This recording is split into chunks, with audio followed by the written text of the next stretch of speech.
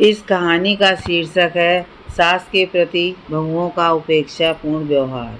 घर का माहौल तनावपूर्ण था।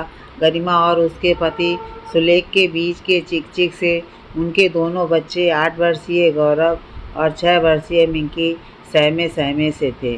दया हिम्मत कर गरिमा से बोली, बहू, तुम्हारे आपस में झगड़े की वजह से तुम्हारे बच्चे सहम गए हैं। बच्चों के लिए ही सही, आपस में झगड़ना बंद करो। रहने दीजिए, ये चुकनी चुपड़ी बातें अपने पास ही रखिए। मैं क्या करती हूँ क्या नहीं, इस पर दिमाग मत लगाइए। जब बच्चों के पिता को उनके फ्यूचर का फिक्र नहीं है तो मैं क्या करूँ। गरिमा की झिड़की भरी बात सुन दया चुपचाप अपने कमरे में आकर बैठ गई। दया की स्थिति बड़ी विचित्र थी। पति के बाद बच्चों ने उसका रहना एक समय तक निर्धारित कर दिया था। 3 बेटे थे, तीनों के पास 4-4 महीने वह बारी-बारी से रहती थी। 4 महीने से एक दिन भी अधिक होने पर बहुएं किच-किच करने लगती थीं। दया जिस भी बेटे के घर जाती, स्वागत उसे नसीब नहीं होता। वह चुपचाप पहुंचकर अपने लिए रखे गए खाली कमरे में शिफ्ट कर जाती थी। बच्चों से मिक्स होने की मनाही थी। बच्चे अपने कमरे से उन्हें देखने के लिए झांकते रहते, फिर आपस में बातें करते हुए कहते, वह दादी हैं, पापा की मम्मी।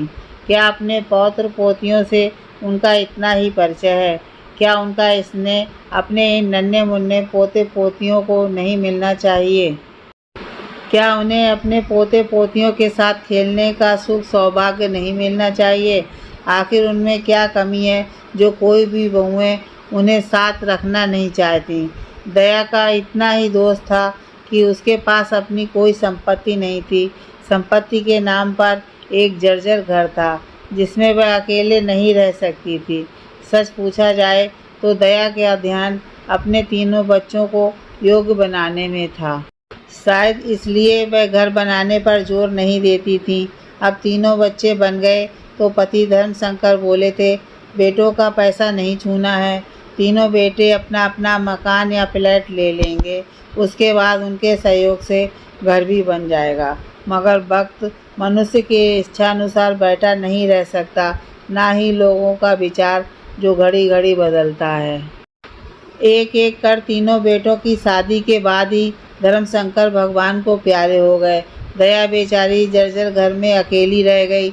इंसान हमेशा आलोचना से डरता है। अकेली दया उस जर्जर घर में रहती भी तो उसके बेटों को उसका खर्चा भेजना पड़ता, और मासिक खर्च भेजना किसी की भी पत्नी को पसंद नहीं था। फिर समाज के ताने का भी डर था। ऐसे में तीनों बेटों ने बारी बारी से माँ दया को अपने पास रखने का फैसला लिया। यह बेटे बहुओं की मजबूरी थी। ऐसे में दया जिस बेटे के घर जाती उसके साथ ऐसा ही उपेक्षापूर्ण व्यवहार होता था। आजकल दया अपने छोटे पुत्र सुलेख के घर आई हुई थी।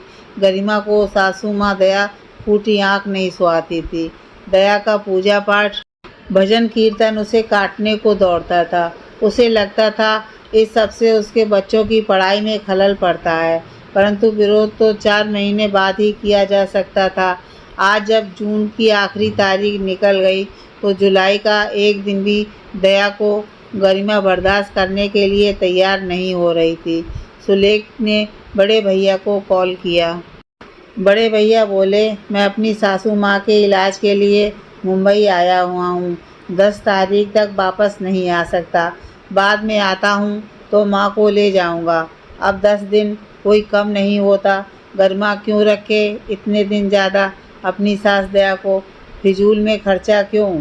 फिर भाई साहब कहीं झूठ तो नहीं बोल रहे?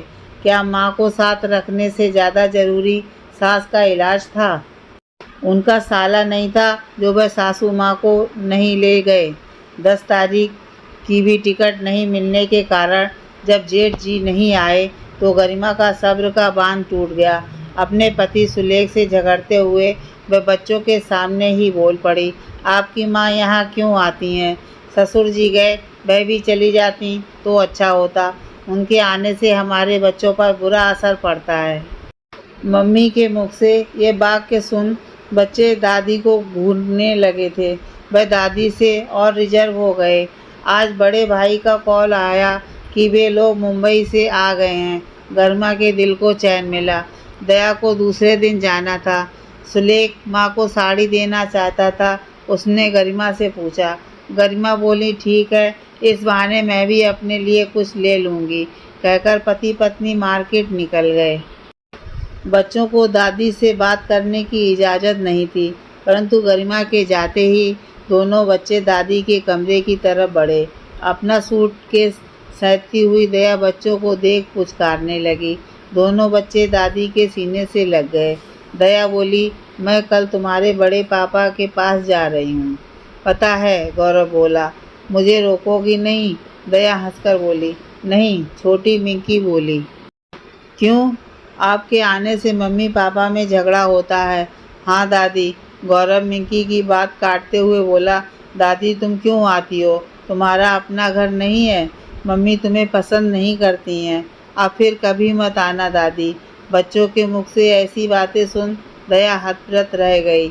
बच्चों के प्रति उमड़ता स्नेह को वह नियंत्रित कर बोली, मैं अच्छी नहीं लगती हूँ तुम लोगों को? दादी, तुम तो बहुत अच्छी हो, परंतु मम्मी तुम्हारी इंसल्ट करती हैं। फिर जब उन्हें तुम्हारा आना पसंद नहीं तो तुम नहीं आओ।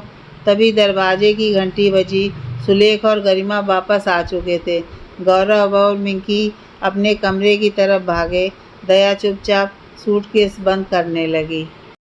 दूसरे दिन दया ऑटो पर सुलेख के साथ बैठकर स्टेशन के लिए निकल रही थी। बच्चे दादी को बाय कर रहे थे। गरिमा सासू माँ का पाँव छूते हुए बोली, फिर आइएगा माँ जी। दया कुछ नहीं बोली, सिर्फ फीकी मुस्कुराहट के साथ हाँ में गर्दन हिला दी। गरिमा की बात सुन बच्चे एक दूसरे का मुंह देखने लगे।